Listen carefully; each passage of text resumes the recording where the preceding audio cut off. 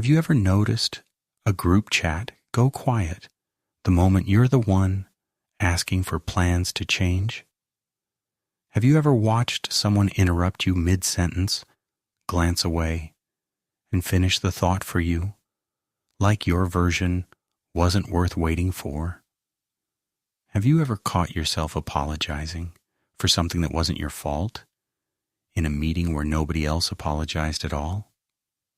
None of these moments look like disrespect on the surface. No one raised their voice. No one said anything cruel. And yet, something shifted. Quietly. Somewhere you couldn't quite point to. Most people assume respect is lost through big betrayals. Lies, broken promises, dramatic failures. But psychology tells a much quieter story. Respect rarely leaves all at once. It leaks out through 100 small moments most people never notice happening, including the person losing it. By the end of this video, you'll know the 4 psychological patterns behind this quiet erosion. The first was learned early as a survival skill that later stopped serving you.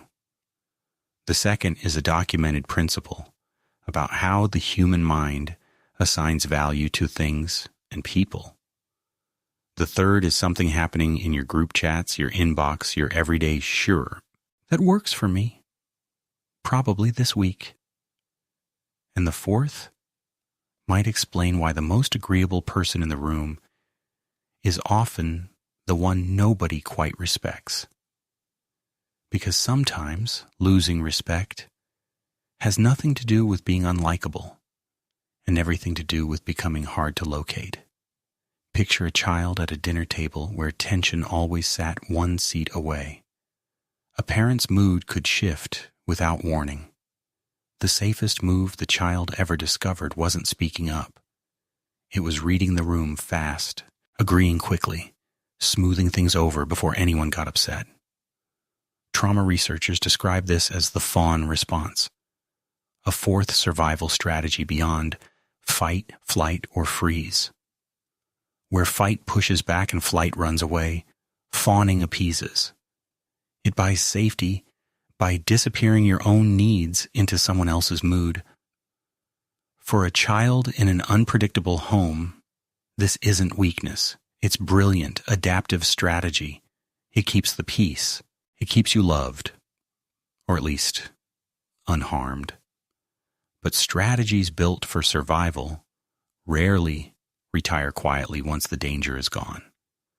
That child grows up and walks into rooms that were never actually dangerous, a workplace, a friend group, a relationship, and brings the exact same toolkit anyway. Agree fast, smooth things over, disappear your own preference before anyone notices you have one. It feels like kindness from the inside. From the outside, it slowly starts to look like something else entirely. A person with no edges, no clear no. Nothing to push against. If you've ever noticed yourself agreeing before you even knew what you actually thought, type "that's me" in the comments. Psychologists studying value and desirability describe something called commodity theory. The core idea is almost uncomfortably simple.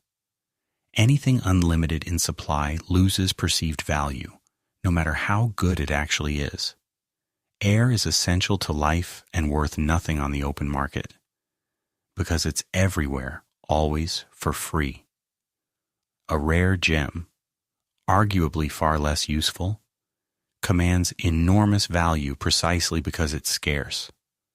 Human attention, agreement, and time follow the exact same law. When your yes is unconditional, when you're available for every plan, every favor, every last-minute request, no matter the cost to you, your yes stops functioning as information. It stops telling anyone anything about what you actually value, because it never changes based on the situation. A yes that never becomes no isn't generous. To the human brain, quietly and often unconsciously, it reads as worthless. Not because you are worthless, but because that particular signal has lost all its meaning. People don't consciously calculate this. They feel it instinctively, the way we feel a store discount losing its thrill once every single day is a sale. The friend who is always free gets remembered last when plans are made. The employee who never pushes back gets handed the least respected tasks again and again. Not out of malice, because the brain quietly stopped registering their preferences as real information worth protecting. Now look at how this shows up in an ordinary week. A coworker sends a request at 6 p.m. on a Friday. You say yes. Instantly, even though your stomach sinks a little. A friend cancels on you for the third time this month. You say, no worries, before she even finishes the sentence. You send an email and open it with, sorry to bother you, about something you have every right to ask. Each moment is tiny, forgettable even to you. But other people are building a model of who you are entirely out of these tiny moments, whether they mean to or not. Every unconditional yes quietly teaches the people around you. This person's boundaries are negotiable, always without cost. And once that lesson is learned, it rarely gets unlearned through words.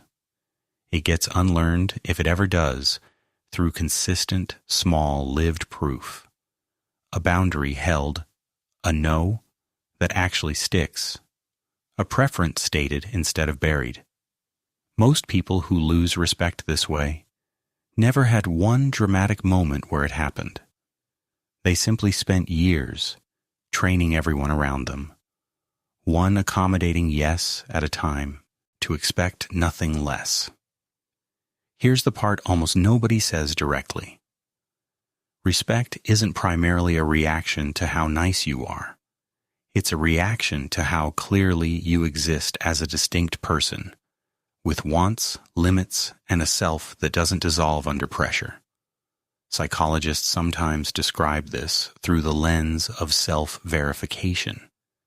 People trust and respect others whose actions consistently reflect a stable, knowable identity.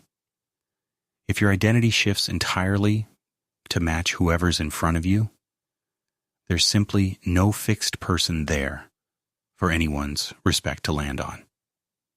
Not because you're bad, because you're logistically hard to locate. The child at that tense dinner table learned to survive by dissolving. The adult they became is often deeply loved for their warmth, their flexibility, their endless willingness to help. But loved and respected are not always the same current, and people can feel the difference even when they can't name it. Respect, at its core, requires an edge to meet, a place where you end and someone else begins. The good news hiding inside all of this is quiet but real. Respect isn't rebuilt through becoming harsher, colder, or less kind.